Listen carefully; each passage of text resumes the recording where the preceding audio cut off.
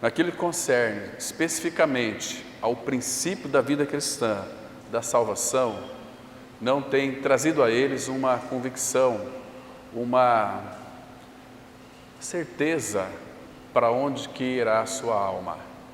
Então hoje a gente vai voltar nesses aspectos. Também muitas pessoas, não apenas na nossa cidade, mas em diversos pontos do país, muitas pessoas pedindo, implorando para que a gente então estivesse ministrando sobre esse tema, para se obter a certeza da salvação. E qual é a razão por que não tem a certeza da salvação, sendo que nós estamos congregando já numa igreja há muito tempo, 40 anos, 50 anos, 15 anos, 5 anos, e ainda essa palavra não foi trazida para o coração e recebido ela como realidade espiritual. Então nós vamos hoje, com a ajuda do Senhor, analisar alguns pontos, claro, começando aqui pelos lábios do nosso próprio Senhor Jesus, expressando aqui em Mateus capítulo 7, a partir do verso 21 até o versículo 23, que diz assim, Mateus 7, de 21 até o 23. Nem todo que me diz Senhor, Senhor, entrará no reino dos céus, mas aquele que faz a vontade de meu Pai que está nos céus. Muitos naquele dia hão de dizer-me, Senhor, Senhor, porventura não temos nós profetizados em teu nome? E em teu nome não expelimos demônios? E em teu nome não fizemos muitos milagres? Então lhes direi explicitamente, nunca vos conheci, apartai-vos de mim, os que praticais a iniquidade. Queridos, o texto que nós lemos aqui, Mateus 7, de 21 até o 23, vocês observaram que o Senhor Jesus ele começa dizendo algo muito interessante. Nem todos o que me diz Senhor, Senhor, entrará no reino dos céus, mas aquele que faz a vontade de meu Pai que estás nos céus. Então nós vamos analisar alguns pontos aqui específicos hoje, sobre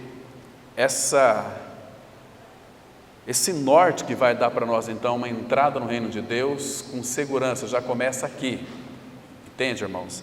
Então tem muitas vidas, muitas pessoas desejando, querendo ter uma convicção, uma certeza, mas por outro lado, nós vamos descobrir aqui hoje com a ajuda do Senhor, que também muitos não querem ouvir a verdade da palavra. Primeiro, o que vai libertar uma pessoa do seu pecado é a verdade. A verdade, nós não gostamos da verdade. Jeremias vai dizer isso, porque a palavra de Deus para muitos é coisa vergonhosa, e eles não gostam dela. E a verdade que liberta, Jesus disse em João 8, conhecereis a verdade, e a verdade vos libertará. A verdade é Ele é a verdade, Ele é o caminho, a verdade e a vida. Ninguém vai ao Pai senão por Ele. Então, é conhecendo o Senhor de uma forma experimental que vamos ter uma salvação assegurada. Então, queridos, não adianta você ficar dizendo Senhor, Senhor, se na realidade é apenas uma expressão dos lábios, ou talvez até uma expressão corporal, mas a vida íntima é totalmente vazia e destituída da vida de Cristo. Irmãos, Jesus ele já sabia, desde o princípio, desde o início, quem iria crer nele e quem não iria crer. Agora, muitos se enganam, pensando que vai ser muitas pessoas salvas, porque não vai ser. Eu lhe explico por quê. Jesus, em Lucas 12:32, ele disse assim: não temais, ó pequenino rebanho, porque foi do agrado do Pai dar-vos o seu reino. O que seria o reino de Deus? O reino de Deus é uma pessoa, é a pessoa de Cristo. Vocês se lembram que ele também disse lá em Lucas capítulo 17, versículo 21 e 22, que o reino de Deus não vem com visível aparência, nem dirão, ele está lá, ele está aqui ou está acolá. Não, quando cremos no Senhor, o reino de Deus, ele vem para dentro de nós. Porque Cristo é o Rei da glória, Rei dos senhores, e onde está o Rei, está o seu reino. O reino, a igreja é o corpo de Cristo, a igreja pertence ao reino. A igreja não é o reino, mas a igreja pertence ao reino de Deus em realidade espiritual. Nós somos inseridos em Cristo. Cristo é o Rei, então nós constituímos como parte do seu reino. Nós somos os súditos deste reino, pertencemos ao reino. Então toda a autoridade foi concedida ao Senhor Jesus Cristo. Agora, queridos, o Senhor, Ele conhece desde o princípio do mundo aqueles que iriam crer nele e aqueles que não iriam crer nele. Vamos abrir aqui para vocês terem uma ideia muito interessante. A Bíblia diz, em 2 Timóteo capítulo 2, versículo 19, aqui nós temos uma expressão linda do Senhor Jesus. Ele aponta para nós, sinaliza para nós que Ele já conhecia aqueles que de fato são seus, e nós sabemos que é desde a fundação do mundo. 2 Timóteo 2,19 está escrito assim: entretanto, o firme fundamento de Deus permanece, tendo este selo: o Senhor conhece os que lhe pertencem. Ele conhece os que lhe pertencem. Agora, como que nós vamos ter uma convicção exata e concreta de que Ele conhece os que de fato irão crer nele? Tem um texto, vocês não precisam abrir, só vou citar aqui, Apocalipse 1, versículo 5, a palavra fala que Jesus, Ele é a fiel testemunha. Jesus, Ele é testemunha de quê e de quem? Do Pai, testemunha dele mesmo. Ele é a testemunha, Ele é o testemunho, Ele é a testemunha. Agora, no dia do juízo, o Senhor Jesus, Ele é a testemunha fiel de Deus o Pai, porque aquele texto que a gente sempre cita: quando eu for levantado da terra, atrairei todos a mim mesmo. Isso Jesus dizia, significando de que gênero de morte estava para morrer.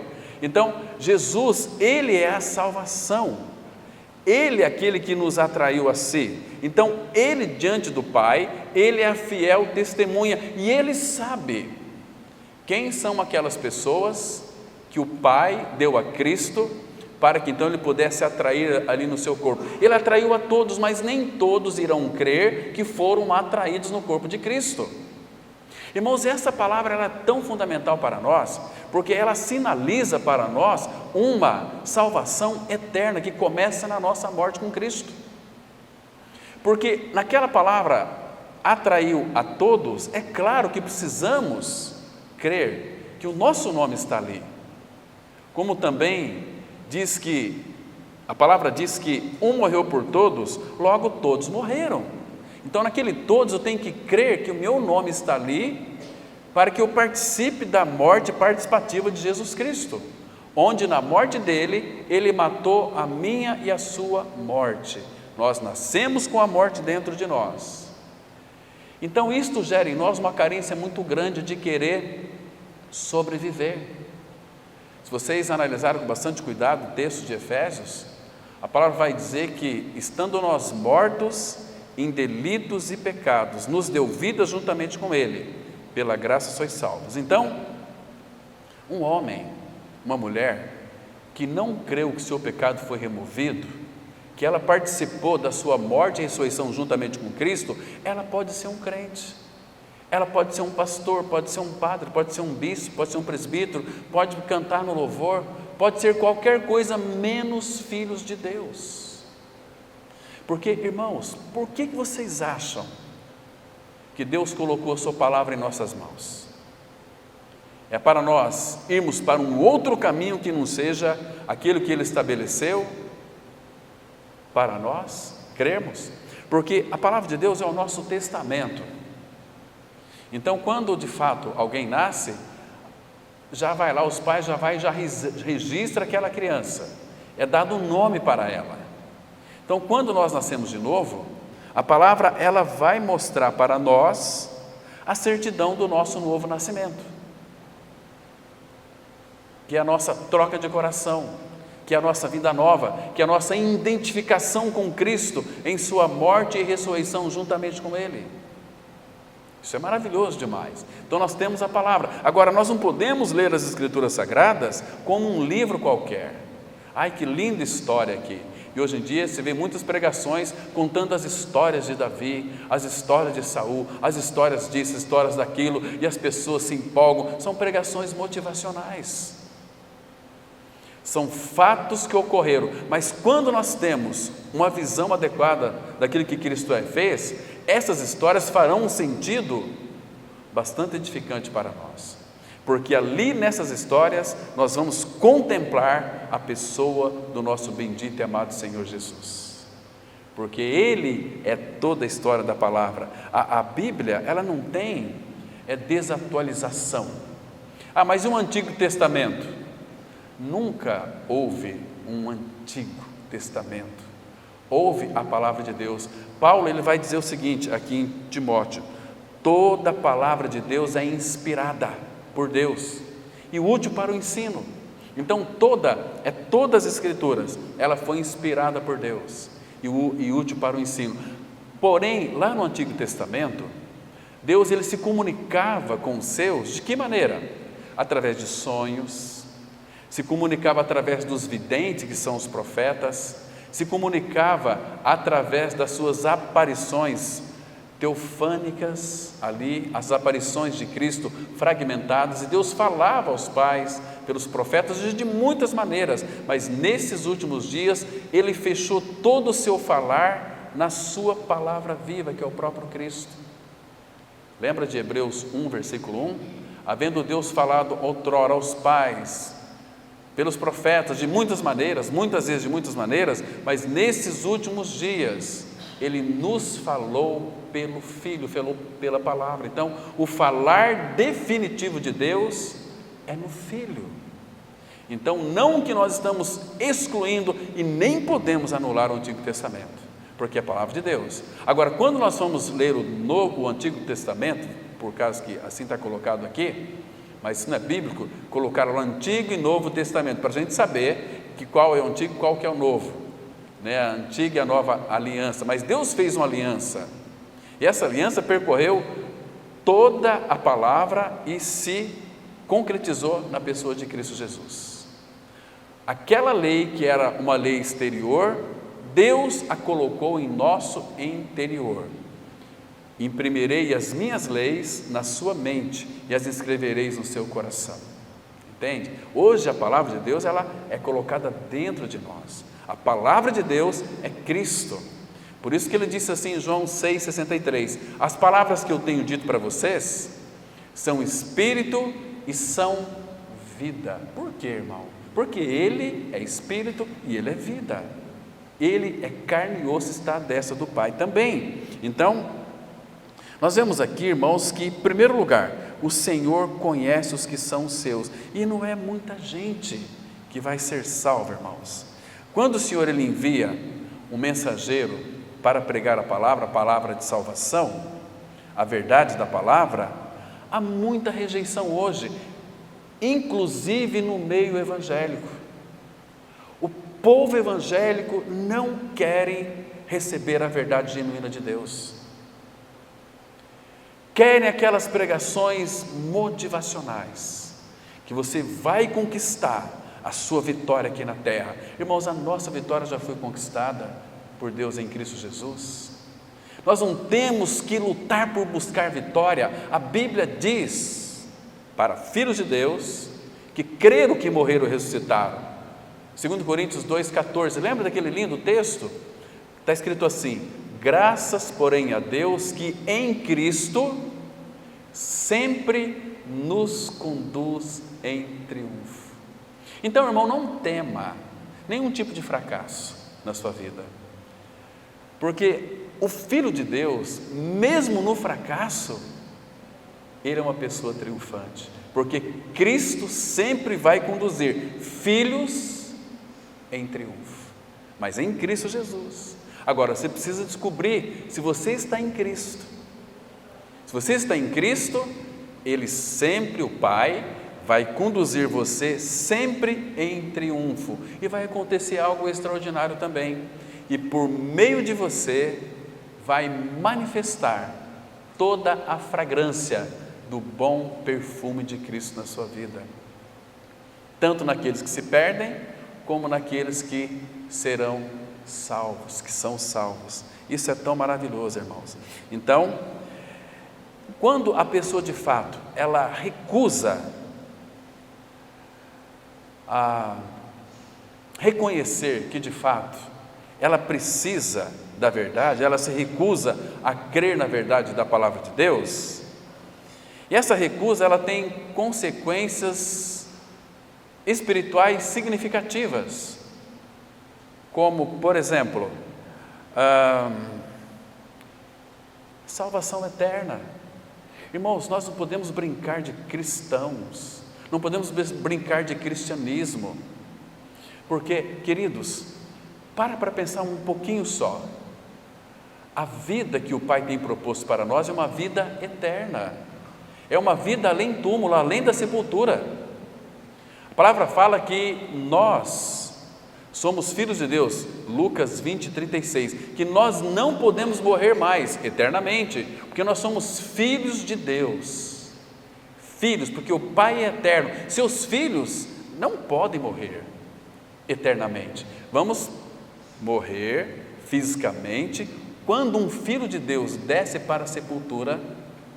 A palavra fala que Deus diz assim, através do salmista: preciosa é aos olhos do Senhor a morte dos seus santos. Por que Deus diz isso?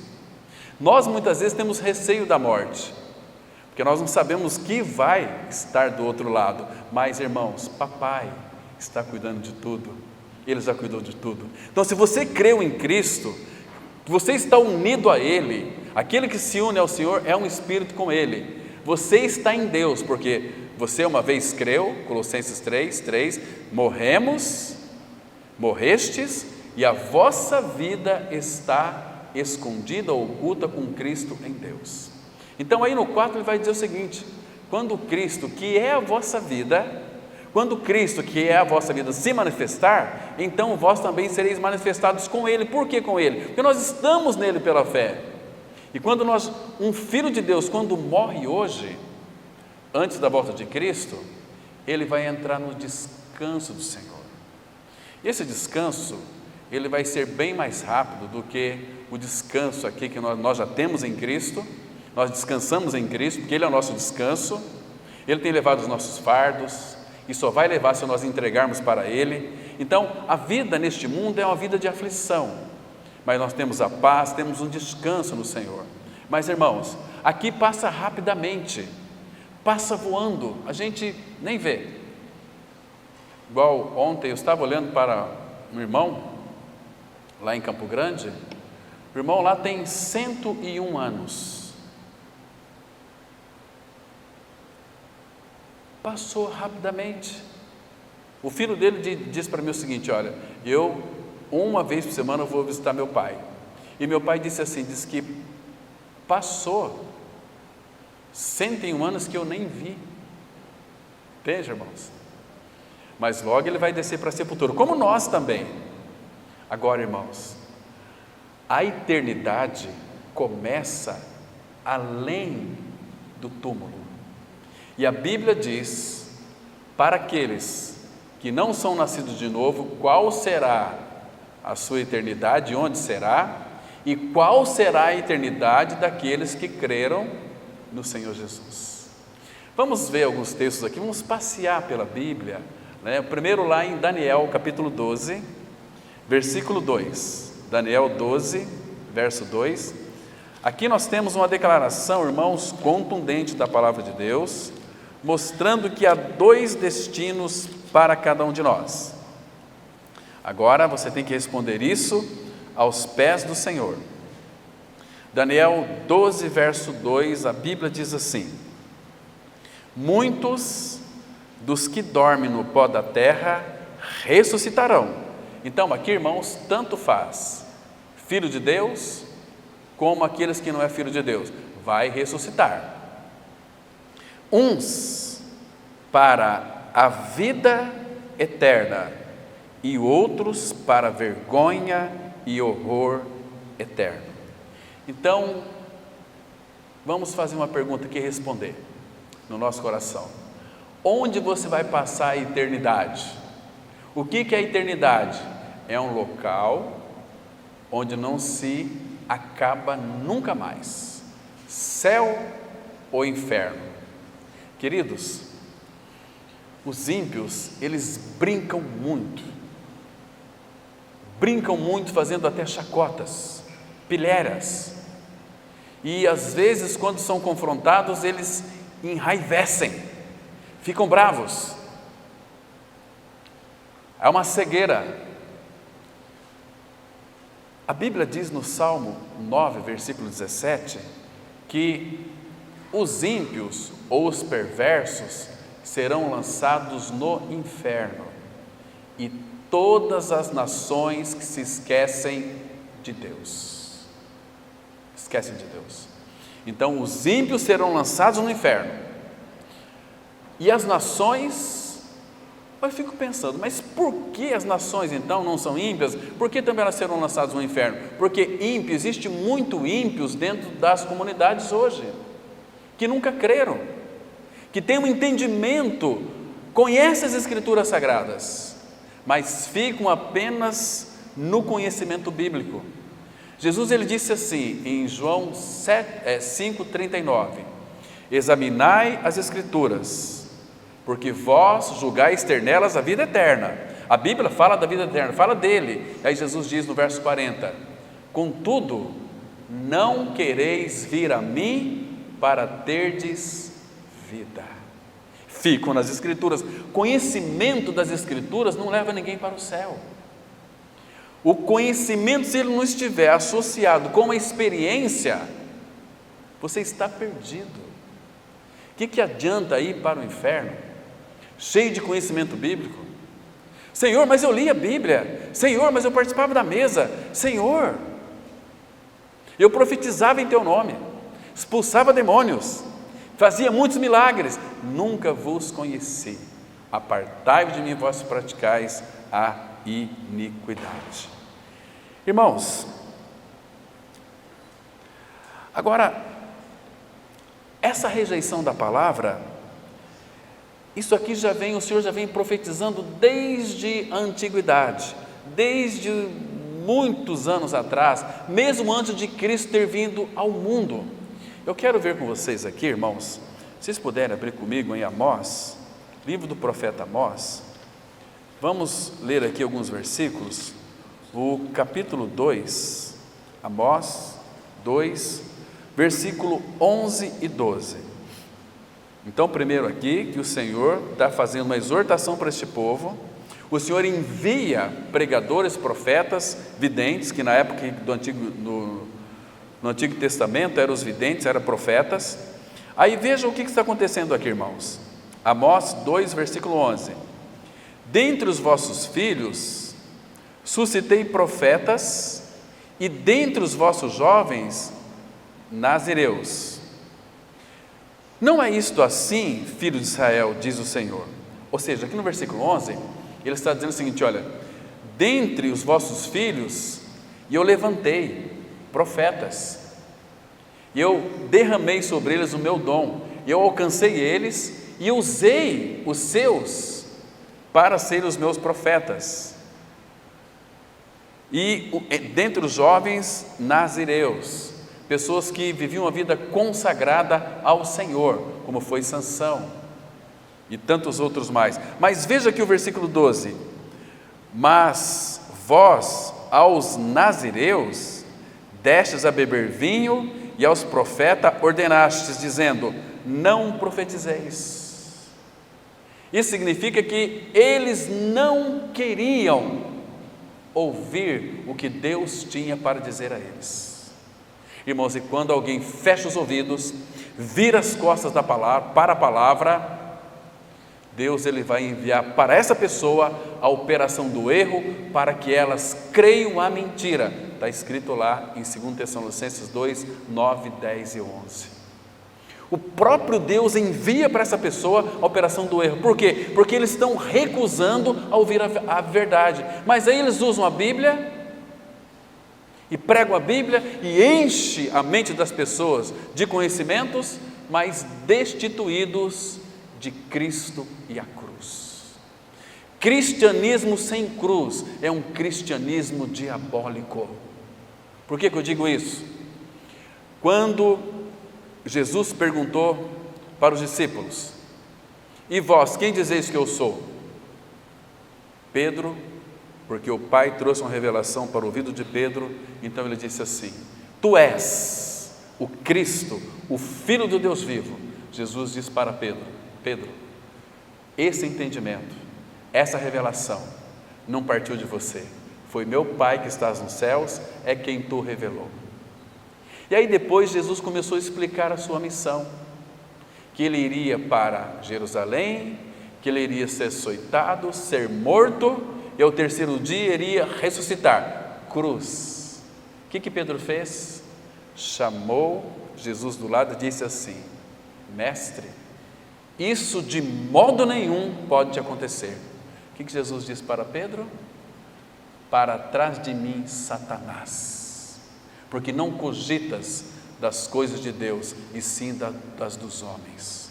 Satanás, irmãos, se você for para um local onde tem uma pregação bíblica, mas a cruz de Cristo, a obra consumada no Calvário é anulada, Paulo vai dizer em Gálatas que é maldição.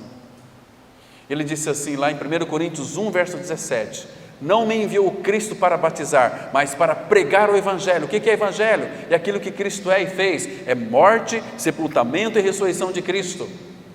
Não me enviou o Cristo para batizar, mas para pregar o Evangelho, não com sublimidade de palavras, para que não se anule a cruz de Cristo. E nesse mesmo capítulo, no versículo 23, Paulo diz assim: nós pregamos a Cristo crucificado. Cristo, a pessoa, crucificado é a sua obra. Irmãos, essa verdade não atrai pessoas, essa verdade atrai quem ama e gosta da verdade. A verdade, ela dói, a verdade nos confronta, a verdade nos machuca, a verdade revela quem nós somos. Quem nós somos, irmãos? O profeta Isaías chegou ao ponto de dizer que nós somos menos do que nada. Por que tem tanta gente querendo ser o que não é?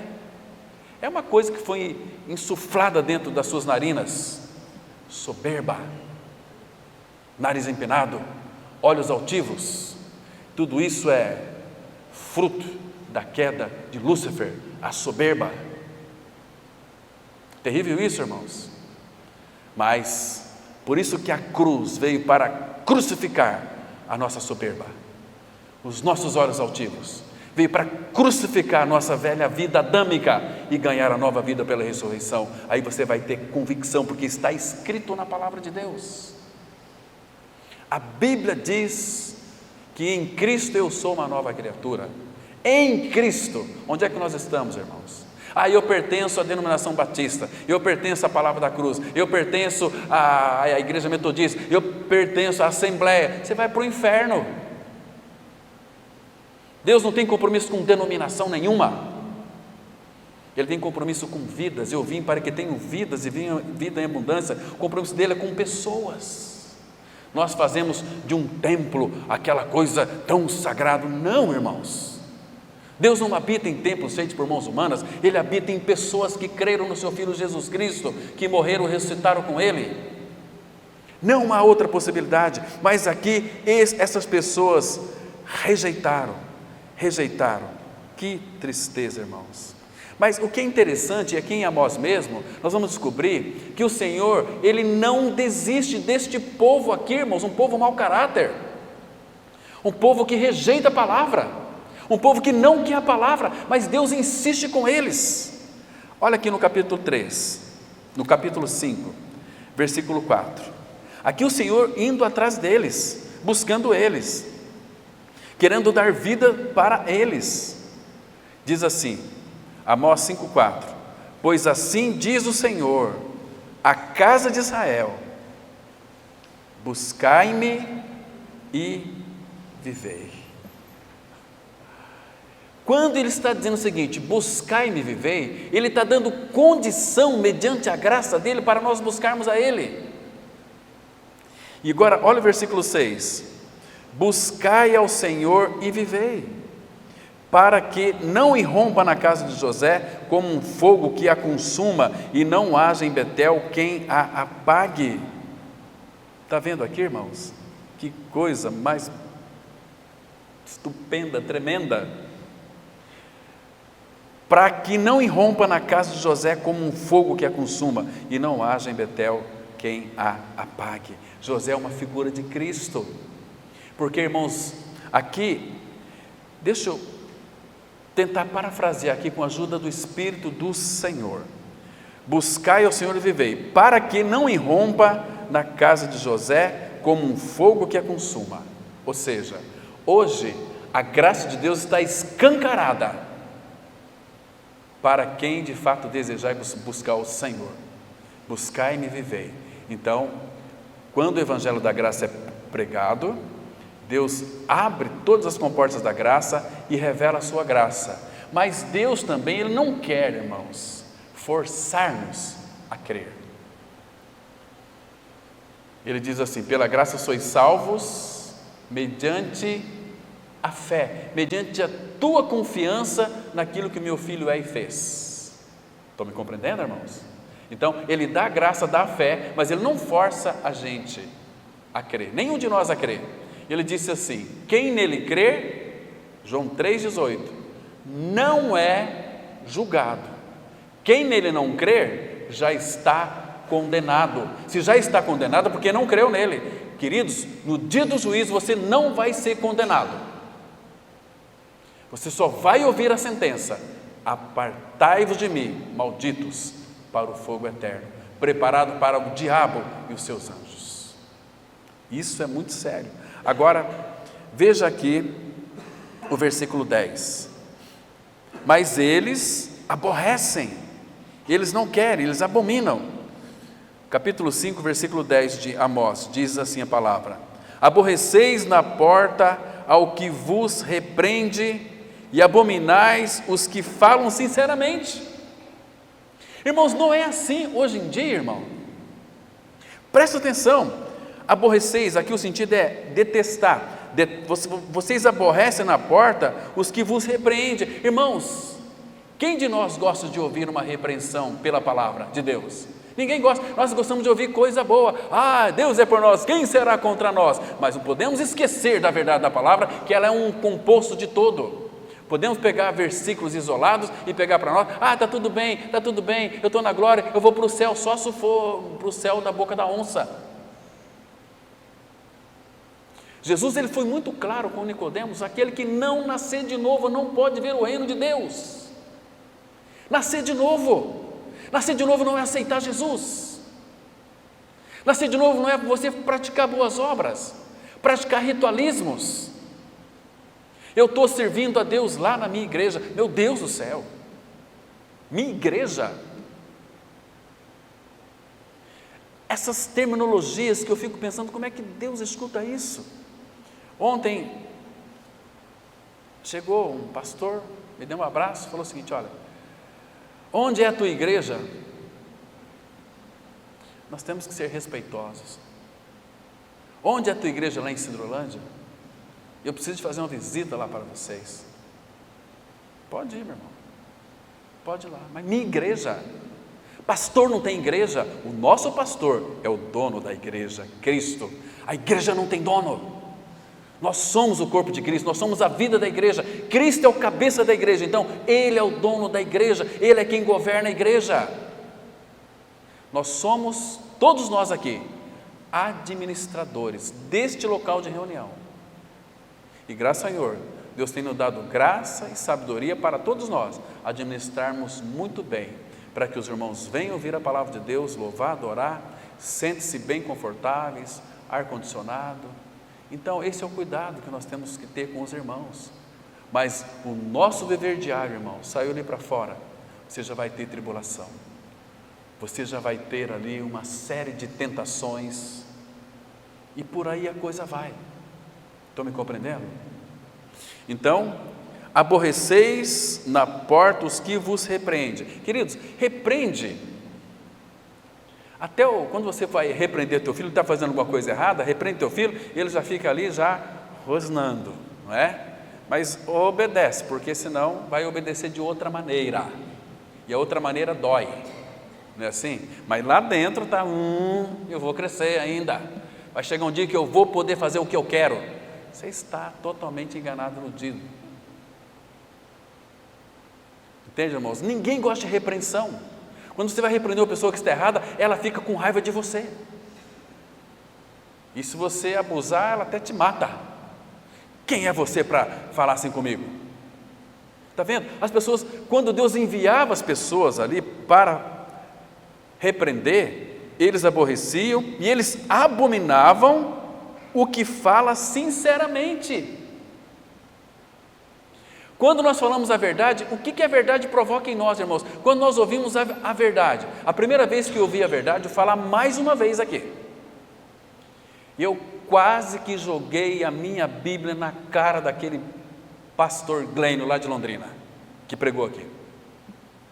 Ele falou que eu era manco. Eu era 10 anos evangélico. Que história é essa? Que eu sou manco? Eu passei uma vergonha ali, pelo menos eu achei que eu passei vergonha. Tinha mais de 60 pessoas na garagem lá, e eu baixei a cabeça e falei, meu Deus, que sujeito mais, que paraibano, ele é piauense, mas eu pensei que era paraibano. Como é que ele vai falar assim dos outros? Mas eu fiquei, faltou isso aqui, para jogar a Bíblia na cara desse homem. Passei a semana mal, com raiva, parece que nada dava certo, corria, fugia, até que no outro semana, estava lá de novo. Aí choveu, esfriou, 8 pessoas na sala, chegou esse pastor, eu estava armado, até os dentes, armados com a palavra, ele vai falar e eu vou rebater aqui. Eu conheço Bíblia, faz 10 anos que eu leio a Bíblia, eu decorei muitos versículos, praticamente sabia a Bíblia inteira já, mas deixa esse pastor. Ele chegou tranquilo, falei, ele começar, ele vai falar comigo, tem pouca gente, hoje vai ser o dia certo. Que bom que o amigo dele está aí, o médico. Começou. Vamos abrir hoje. Falou, Claudinho, lê aí Romanos 6,6. Vamos começar com esse texto. Sabendo isto, que o nosso homem velho foi com ele crucificado, para que o corpo do pecado seja destruído e não sirvamos mais ao pecado como escravos. Fala para mim, Claudinho, esse verbo foi, qual é o tempo desse verbo? Passado. O que a Bíblia está dizendo? Sabendo isto, que foi, o que foi crucificado com ele, Claudinho? O meu velho homem. Para quê? O corpo do pecado seja destruído e eu não sirvo mais ao pecado como escravo. Então, se a Bíblia diz que foi, você tem que crer que foi. Mas naquela hora, o Espírito trouxe a revelação de que eu havia morrido com Cristo. Aí, sabe aquela raiva? Sabe aquela vontade de esganar? Transformou-se numa alegria que eu não conseguia mais levantar o rosto, de tanta alegria. Eu sabia se eu pulava no pescoço desse homem, se eu beijava, eu sabia o que fazer, mas foi assim algo maravilhoso, irmãos. Foi uma sensação que eu não queria que acabasse nunca. Naquele instante, eu estava sendo regenerado.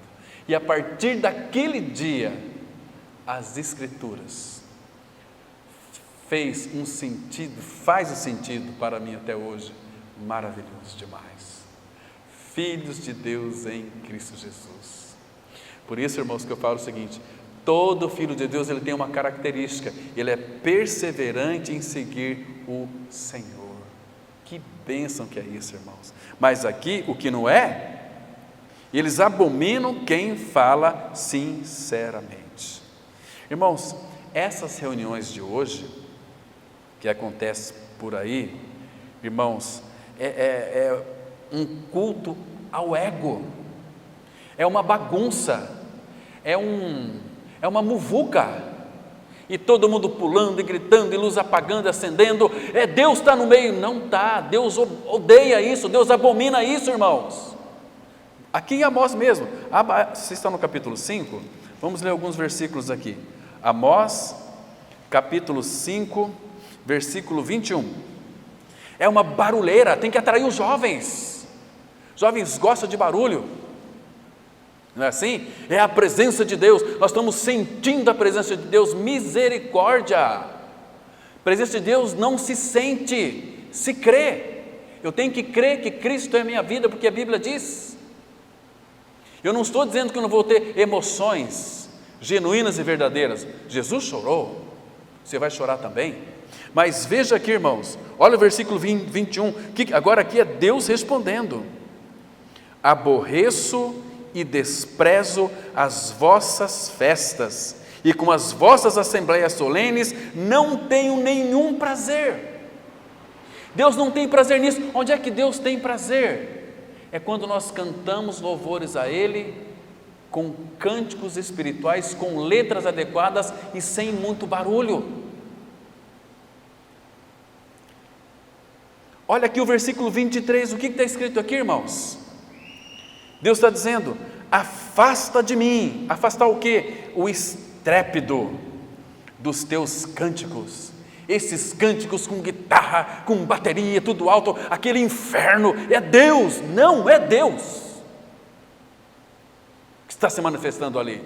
É a alma humana, é o desejo, esses jovens frustrados, que talvez queria ser algum artista aí famoso, frustrou, então vamos extravasar dentro de uma igreja evangélica. Tem lugar para você, vocês podem colocar a guitarra, pode extravasar com a guitarra, e pode extravasar. Afasta de mim o estrépito dos teus cânticos, porque não ouvirei as melodias das tuas liras.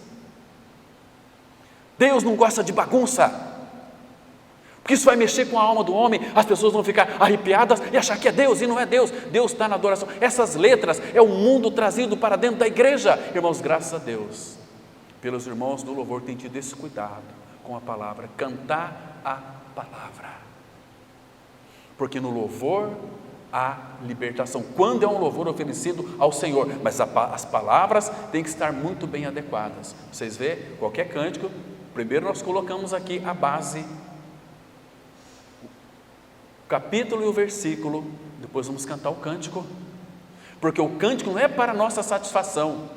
A gente vê os jovens hoje, nossa, aquele culto, nossa, foi tão bom o culto não foi para os jovens, o culto, se não é para o Senhor, então está tudo errado.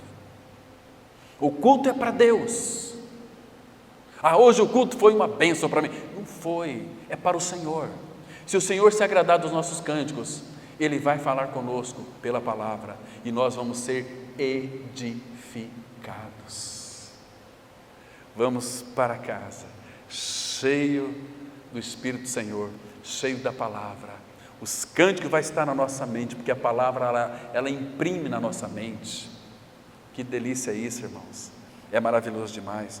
Então afasta, e a consequência mais pior de tudo isso, e esse tempo eu creio que chegou, capítulo 8, versículo 11 de Amós, 8, 11 e 12, irmãos,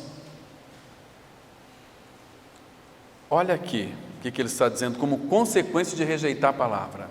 Então Deus diz aqui algo assim, mostrando toda aquela ruína daquele povo. Ele disse assim: eis que vem dias, diz o Senhor, Senhor Deus, em que enviarei fome sobre a terra, não de pão, nem de sede de água, mas de ouvir as palavras do Senhor. Agora veja aqui o 12: andarão de mar a mar, e do norte até o oriente, correrão por toda parte procurando a palavra do Senhor, e não a acharão. Que tristeza isso, irmãos, que tristeza isso. Então, irmãos, nós temos que ter cuidado, não confundir a abóbada celeste com uma abóbada celeste. Não confunda anonimato como Adão no mato. Peça ao Senhor discernimento na palavra. Irmãos, por misericórdia. Imagina uma pessoa, talvez nesse instante, está descendo para a sepultura, e há muitas pessoas sem a vida de Cristo.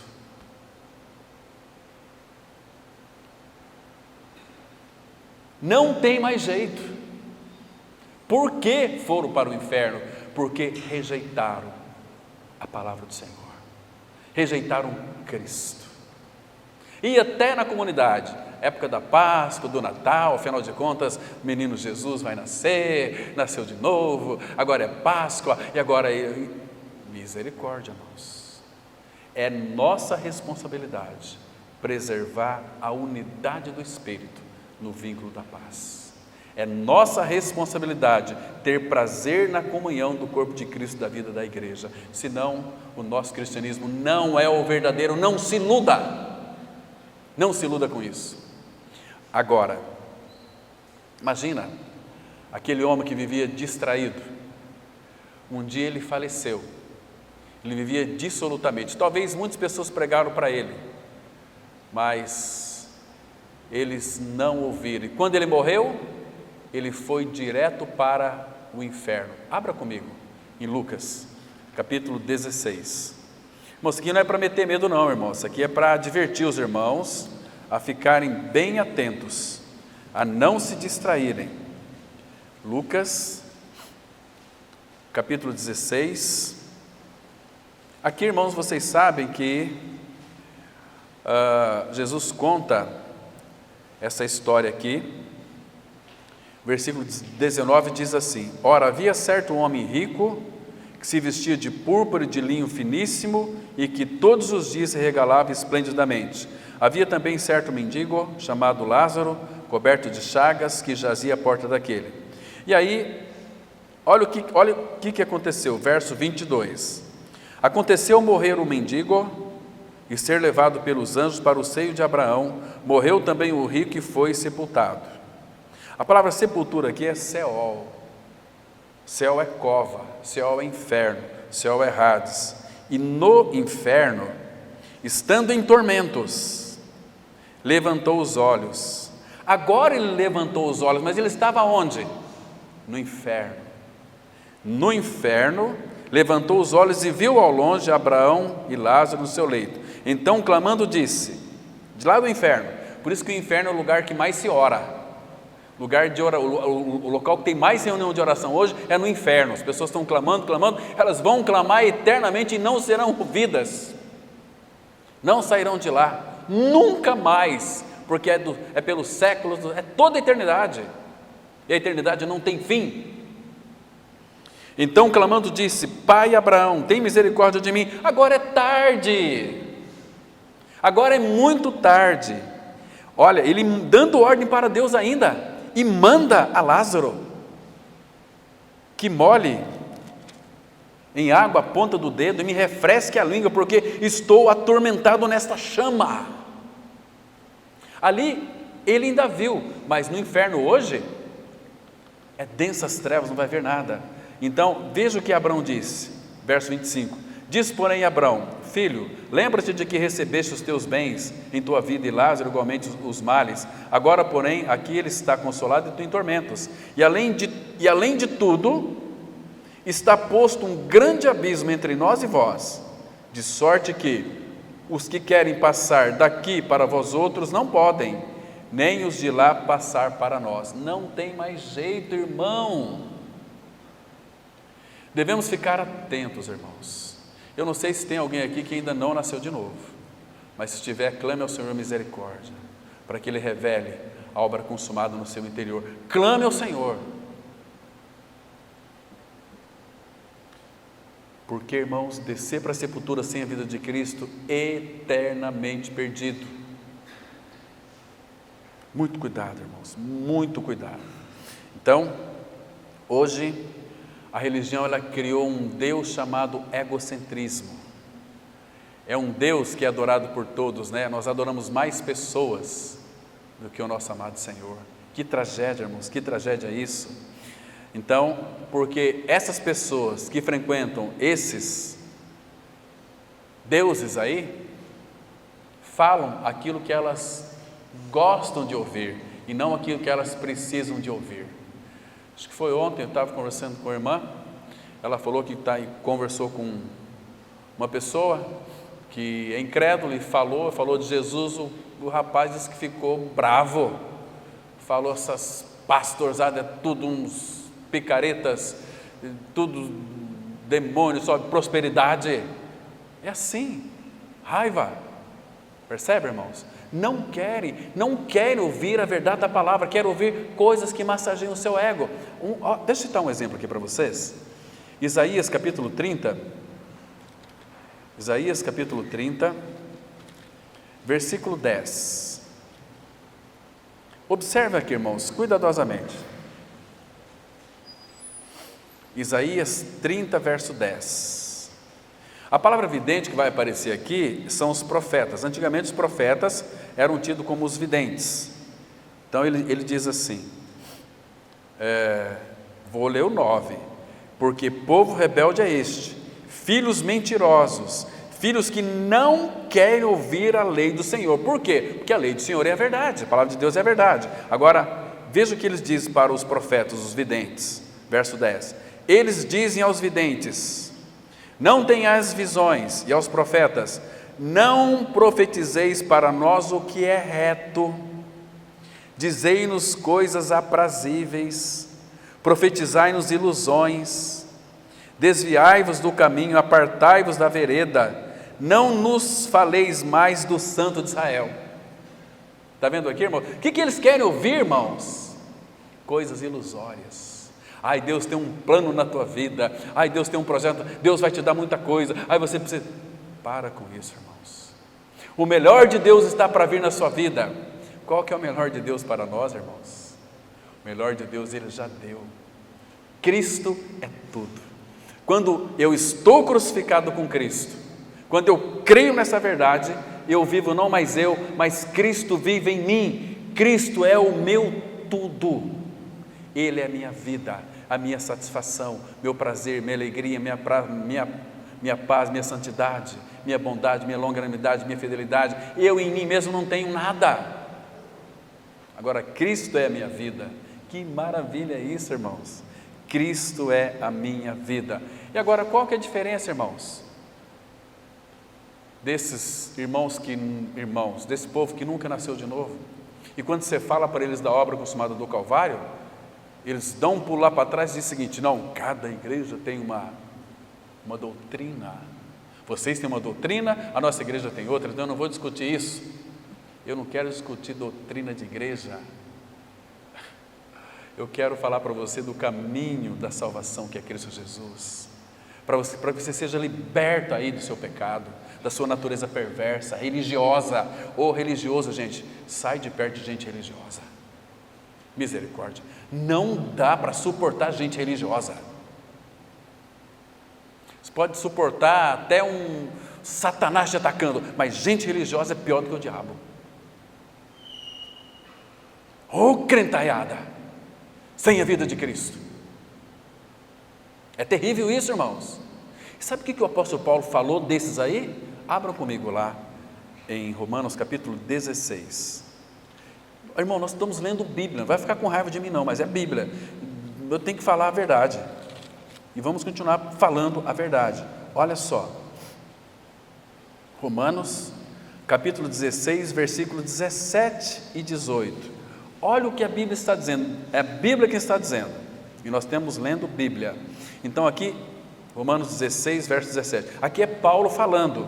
Rogo-vos, irmãos, está dizendo para nós aqui, irmãos, que noteis bem aqueles que provocam divisões e escândalo em desacordo com uma doutrina que aprendestes, afastai-vos deles, porque esses tais não servem a Cristo nosso Senhor, e sim a seu próprio ventre, e com suaves palavras e lisonjas enganam o coração dos incautos.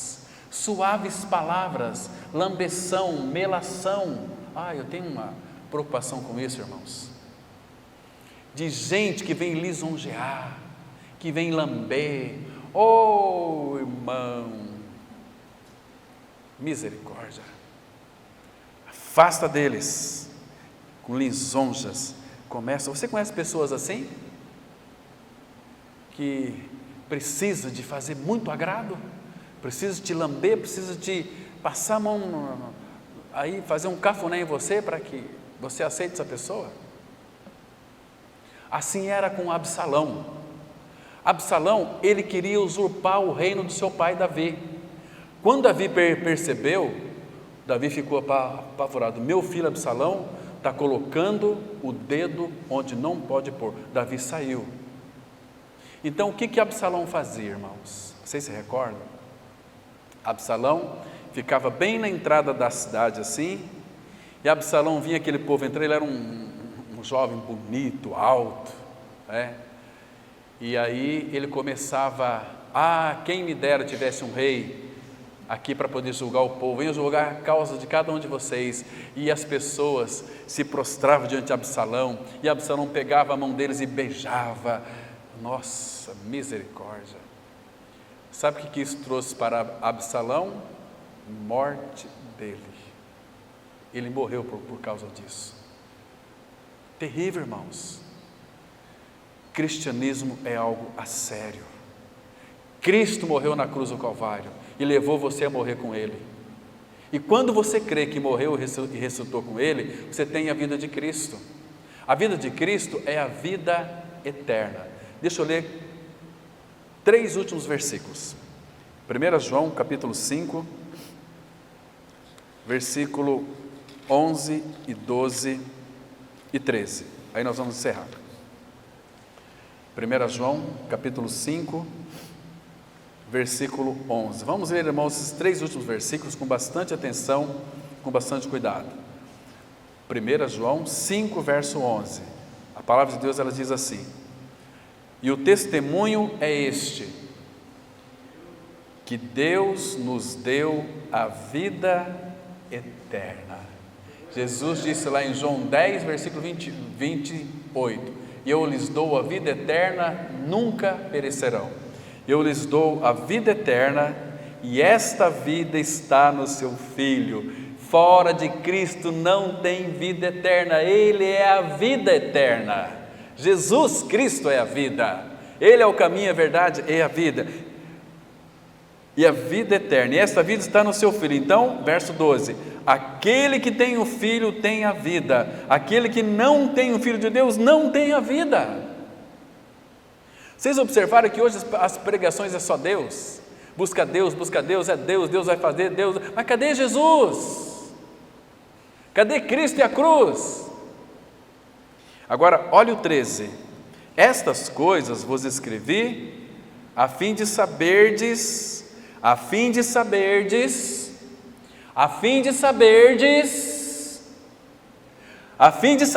que tendes a vida eterna, a vós outros que credes em o nome do Filho de Deus. Você vai ter? Não, a Bíblia diz que você tem, porque você creu que Cristo é a sua vida, porque você está crucificado com Cristo. E viva não mais eu, mas Cristo vive em mim. Cristo vive em mim. Aquele que tem o Filho tem a vida. Quem não tem o Filho de Deus não tem a vida. Então não se iluda, meus queridos irmãos. A vida eterna foi nos concedida. Toma posse dessa vida. Fala: Senhor, traga a revelação. Eu quero mais e mais de Cristo. Não adianta, irmãos, profetizar, expulsar demônio, fazer muitas curas, depois ouvir do Senhor: nunca vos conheci, apartai-vos de mim, vós que praticais a iniquidade. Agora, Ele nos levou nós à morte com Ele, nos deu a sua vida pela ressurreição, para ser o nosso tudo, e Ele é o nosso tudo. Amém. Pai, introduz essas verdades em nossos corações para que elas frutifiquem. Pai, que nós venhamos orar pela Tua palavra, Pai, para que ela seja cada dia mais uma realidade espiritual em nossas vidas. Porque, Pai, o conhecimento nos levou para Ti, e nós queremos a Ti, Pai, conhecê-lo de uma forma como nunca conhecemos antes. Obrigado por ter nos dado a salvação que está em Teu Filho Jesus. E nós estamos em Cristo, Ele está em nós. Pai, faz essa palavra frutificar. nos edificando, frutificando cada dia mais, para que haja vidas regeneradas, vidas salvas. E nós colocamos, ó Pai, esta semana diante do Senhor, e Tu dizes que Tu és a nossa vanguarda e a nossa retaguarda também. Confiados nessa palavra, nós iremos para os nossos lares, descansados e com a plena certeza de que vive não mais nós, mas Cristo vive em cada um de nós, para a Tua glória, em nome de Jesus. Amém.